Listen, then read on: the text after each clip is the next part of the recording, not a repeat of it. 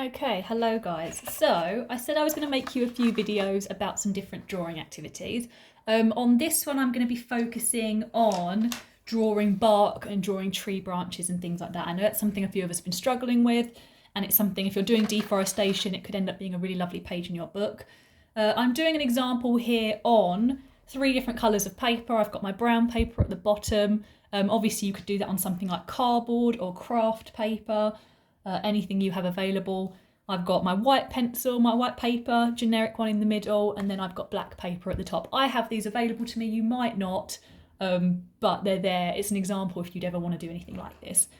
So first off, bark. What I've been finding for people that have been observationally drawing bark at the moment is you're not quite getting in the texture. The first thing I would just recommend is have a photograph that you're working from on your phone or printed out. I've got a picture here of bark that I'm using as a bit of a resource. Please don't just work from your imagination. It will never come out right. It will never come out detailed. You need to look at an image and have it in front of you to help you. Okay, so just have a look at it, see the shapes, see the textures. Having said that, I am not copying this picture exactly. You can if you want. You could grid it up and you could copy it absolutely exactly. You could zoom in on a section and draw this part exactly. I'm using it very much as a guide with my shapes and my designs. So I'm going to start drawing my bark. Now down this side, I decided to do kind of a close-up, a zoomed-in section of that bark texture, just like this picture here. And I'm doing that so I can show that I'm able to give lots of texture, lots of tonal range into my drawing. So if you can show this, it will massively benefit your drawing skills. And I always personally start off with the darker tones. So I press nice and hard. Again, I'm looking at this picture and I'm starting off with those areas in between these raised bark sections. So we can see these kind of sections here I'm looking at. This shape here, and then all around it, these dark shadows, these indentations inside the bark. So they need to look deep. They need to look like my little pieces, my lighter pieces are sitting above them. Okay, so I'm pressing hard and I'm working out my kind of shapes and my outlines. You can see I'm putting a few cracks into them as well. I'm seeing that in a lot of my pictures.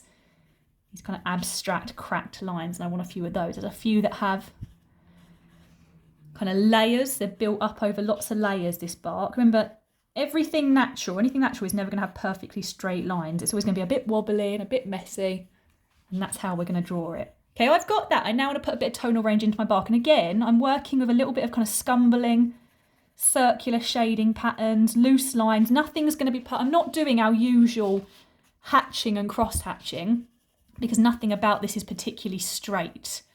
So I'm trying to keep my lines very loose, almost like a continuous line drawing.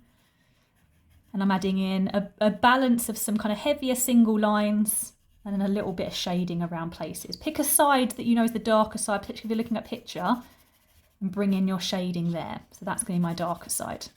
So a little bit of shading into this side, some heavier lines to show those layers, and then a bit of texture and shading. And you can see the texture is all coming from my loose lines. Okay, each one is going to look different. Add some detail, add some pattern. I'm going to have this one as a really warped. There's no perfect rectangles. There's no perfect shape. Okay, build them up. I'm using here a 9B pencil, a very, very dark pencil. Obviously, you can only use what you've got available to you, but if you do have a pencil set, I would suggest working with a heavier pencil, a softer pencil, which are your 9Bs, your 6Bs, your 4Bs, whatever you've got available. If you're doing this with a HB, it's going to be a lot harder to get the darker tones in. Okay, you can still do it by pressing nice and hard, but it just... a darker pencil, a higher numbered pencil will give you more scope for some detail. Okay, and last one down here. But you can see how long, obviously, again, I know it's all not fair to say, look how quick I'm doing this. I know I'm an art teacher, but the idea is that it shouldn't take hours per tiny little piece. It's a case of wiggle your lines around, give me some texture. It might take a bit of practice before you get the technique right that you're happy with. But once you are happy with it, you should be able to build them up fairly quickly, like I'm doing here. Okay, so that's our pencil ones.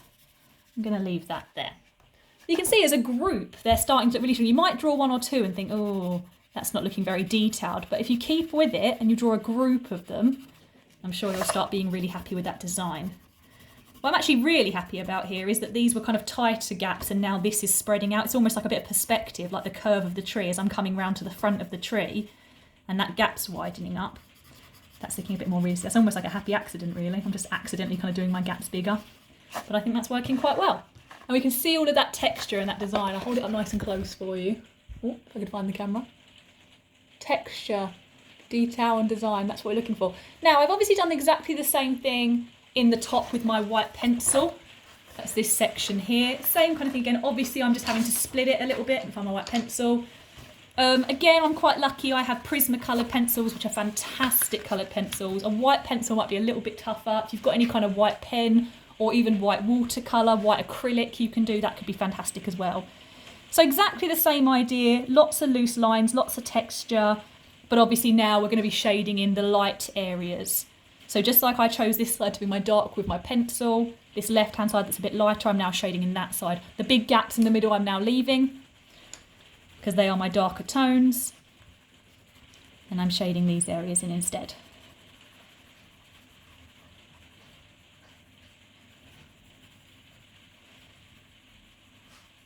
Okay, and again, when you build them all up, they will start to look very effective. Maybe I'll have a few little lines in these gaps to bring them together a little bit closer. But again, very effective. If you've got a white pen, as I said, feel free to work into it a little bit. I've got a massive white pen here. I wonder what that would do. That'll probably make huge lines. Good old Posca pen. Actually, I quite like that. Just for a few lines. If you've got any kind of white pens or anything, you can add a bit of detail to it using that. Big fan, actually. Big fan of the Posca. We do like a Posca pen. Gives it a little bit more definition, doesn't it?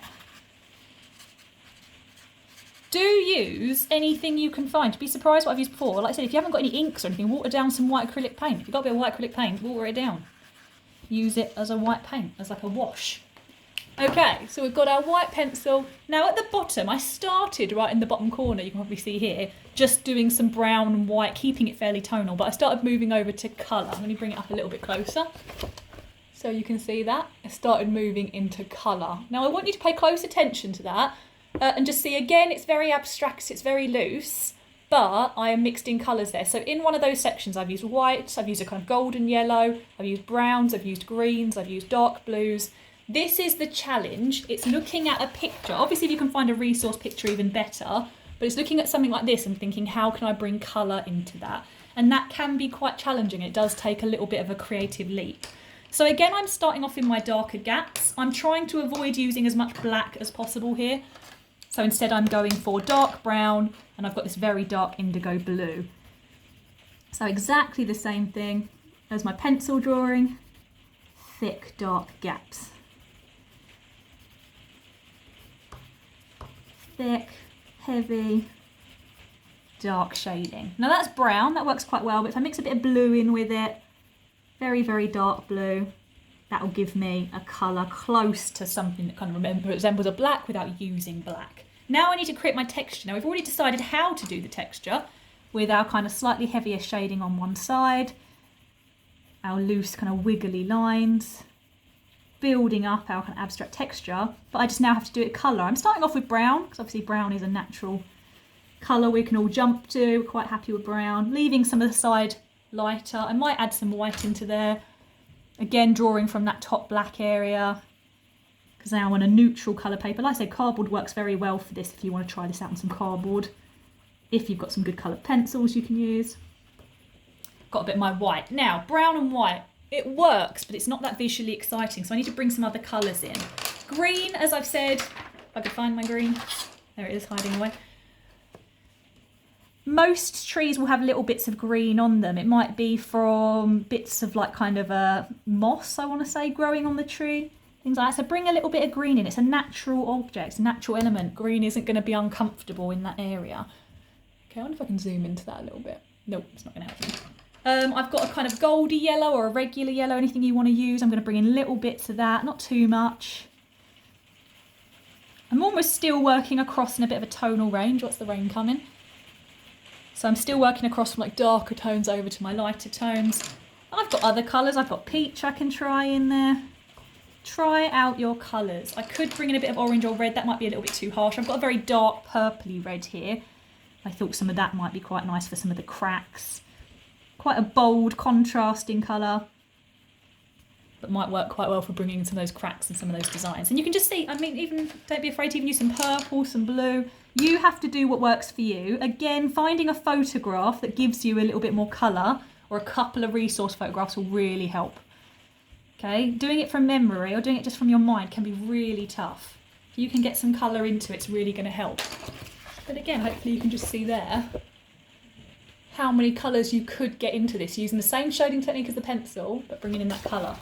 So I've kind of started that up there. I'd probably finish that off. I'm pretty happy with that. Maybe I'd even just leave some of it as a line drawing like I've done here. Everything doesn't have to be finished, okay? I might just leave a few lines on there, a few lines up there, and I say, you know what, yeah, I'm happy. It's fading out. It's kind of faded across. Happy with that. A few of those lines in there, maybe a bit down here. Now, what I started doing on this side was drawing a branch from a little bit more zoomed out. So I'm drawing a whole branch, trying to bring in these techniques, bring in these colours into a slightly further away angle. I found a picture that I'm using, just a general stock image. And I'm trying to start off, I tried to start off, you can see, in this detail using these lines. And I've tried to use some of the same colours that I've used before. I'll show you there. So I've actually got some purple in there, I've got yellow, I've got green, I've got browns, I've got that reddy purple, and I use that really dark indigo. I've mixed a tiny bit of black into the edge and the shadow to bring some definition, but black should be fairly sparing. Okay, and I've started off, because this is a little bit more zoomed out, competing with rain, drills, everything. Because this is a little bit more zoomed out, I'm not going to do the same level of detail as I have here. So for the impression of all of this kind of wood moving, I've just started off with some kind of slightly wiggly lines acting. Can you just see these kind of long versions? Essentially that's this. One of these a little bit further away is acting as one of these strands. So I'm having to zoom out, still textured, still not perfectly straight lines, giving them a bit of a wiggle, but I'm building up a few different lines like that. And I've started with white on the brown paper because obviously that's going to be the easiest one to work with. Round this bottom corner, not sure if you can see it too much there, but there's quite a lot of green going on, so I've got to mix a lot of green into this. There's no set order to the colours and how you apply them, okay? Apply them as you're comfortable.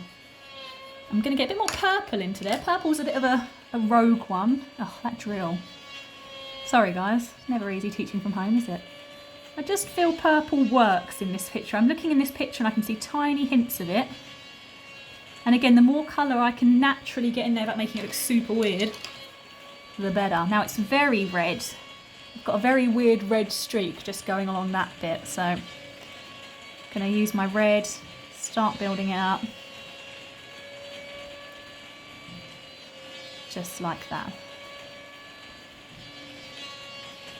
Okay, and I'm building it up slowly as I go. I'm going to need lots of darker tones in there, all of the same things we did. As I start building up into my darker colours, my dark brown, I'm going to need some really heavy pressed dark lines in there. Once I've built up some more colour, you need to have contrast. You need to have light and dark. So I need to have heavy dark in places where it's needed. Fades out to a bit lighter as we get further up. Start going to my darker brown, still trying to give it some lines and texture, but I move up to my lighter brown and I've got my very darks around here. Okay, so you can see I'm slowly building up that colour. I want to do the same thing up here. I will send you a picture of how it looks, but it's going to be the same technique throughout. I don't need to add much white on this one because obviously the white is my page. Here, my mid-tone was kind of the colour I needed. I don't need to add lots of brown because it's already brown here. I'm straight away building up more brown, because I'm going to need it, okay? But I still need my other colours. I'm still going to need my green in places sparingly. Build them up. I'm still going to need some of my darker reddy brown in here. Okay, I'm still going to need my colours building up as I go. And up here, what I thought I'd have a go at doing, oh, how annoying is that? I thought I'd have a go at actually doing a little bit of a white base first, and then I'm going to work on top of it with my brown colours. So I'm just going to make that stand out. I will send you all a photograph when it's done, but you thought I'd use some white to start that off, bringing it out, making it more realistic, and I think that's going to work pretty well. Okay, so this could be a really great thing to have a try at, guys. You can see I'm going to have my branch kind of coming up round here. You could add more branches to it if you want. I was going to potentially have some branches coming up this way as well. That's how I'm going to finish that off in the same detail I put in down here. Again, I'll send you a photo when you're finished. This is a nice example of zoomed in bark and a branch. If you're going to be doing anything about branches for your final outcome, this is a really good practice to do and shows that you're capable of drawing branches. Okay, I will leave it there and I will send you a little step by step as well.